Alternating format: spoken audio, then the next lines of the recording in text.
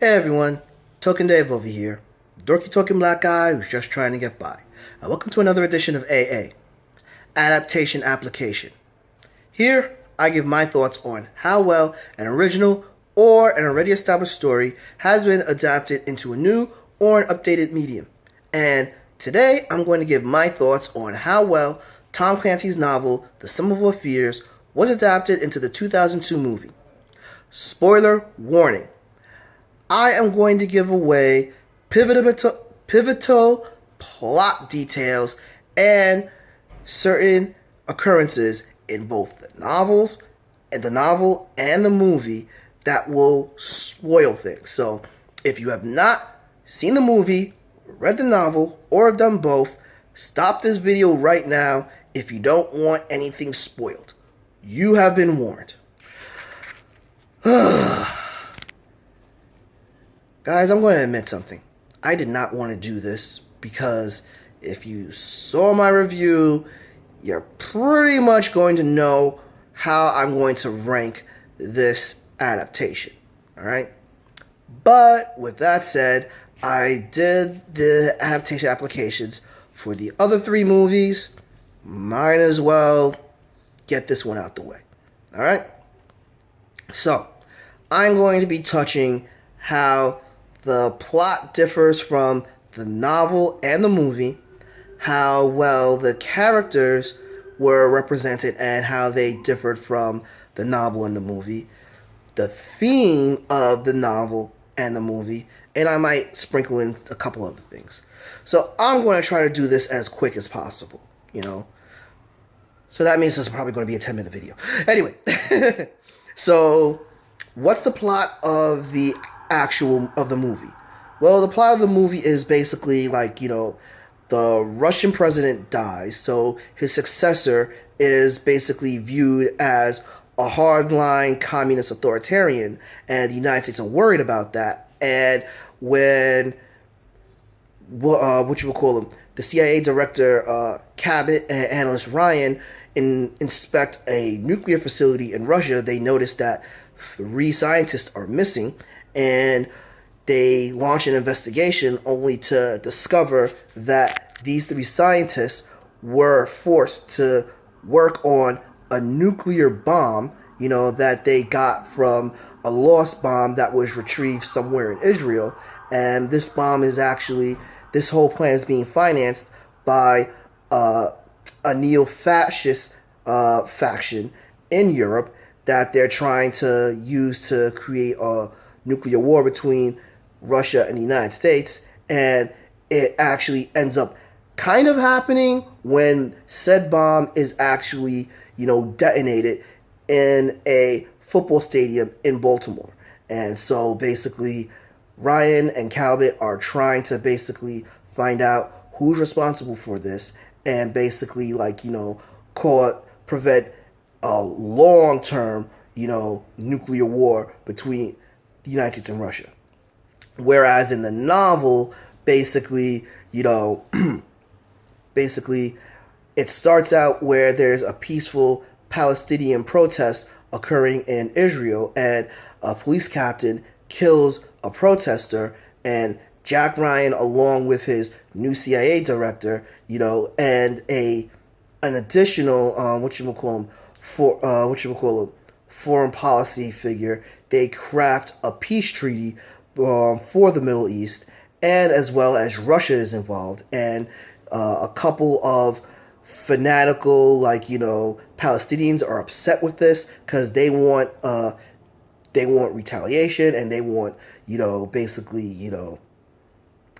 unrest. They want the treaty itself to not be honored and be fulfilled. So they actually found that same missile, but instead of in Israel, they found that missile somewhere in Syria, and they actually get the help of a German who is actually basically upset with how, a German that was in league with Russia, who's upset how Russia is turning into a capitalist, and they actually create a bomb, and they detonate that in the United States during the Super Bowl in London, thanks to the help of a Native American who is really upset. And there's a lot of political tension and mistrust between, not only the United States and Russia, but the fact that Ryan is basically on the outs of his new administration being seen as a dinosaur of the Cold War era. So, yeah, that was a mouthful, I know. But basically, the plots are really different.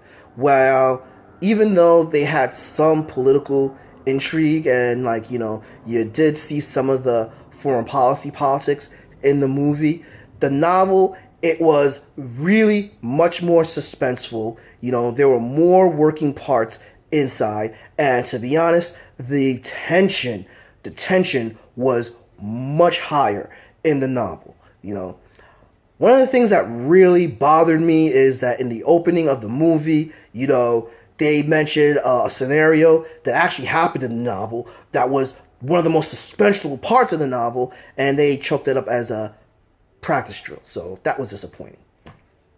But all in all, basically, how well was the plot adapted? Pretty poorly. I mean, granted, for what they were trying to do to reboot the series, I understood it, but still, there was a lot more foreign politics involved, and the process was a lot more interesting in the novel as it was displayed in the movie. So yeah, this is a fail. Next are how well the characters were represented.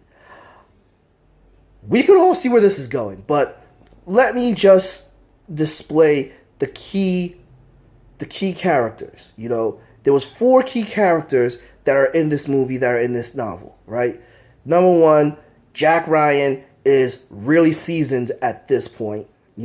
While he doesn't have the protection and the guidance that he had with Admiral Greer as overall, he does get some political guidance from Cabot, but as I'll state when I talk about Cabot a little bit more, there's still friction between Ryan and Cabot. And Ryan is the only person that kind of understands what's going on, really, but he kind of can't really give concrete decisions because everything that he's getting is not verified. And to top it off, all the source information that he's getting regarding Russia's involvement is from a reliable source. However, this source has a lot to gain if something happens, because there is a potential for political upheaval in Russia under Nermanov's watch. So Ryan sees that there's something more going on, but he can't give concrete analysis because everything is not verified. All right? Here, Ryan is portrayed as someone that understands what's going on, but he is not believed because, 1, he's very young, and 2, he's seen as a communist sympathizer, well, a Nermanov sympathizer, so no one's going to listen to him. Calvert in the novel is his boss, and Calvert is kind of lazy. He doesn't want to do as much of the work. He rather delegate all that to his subordinates, and he is not as proactive.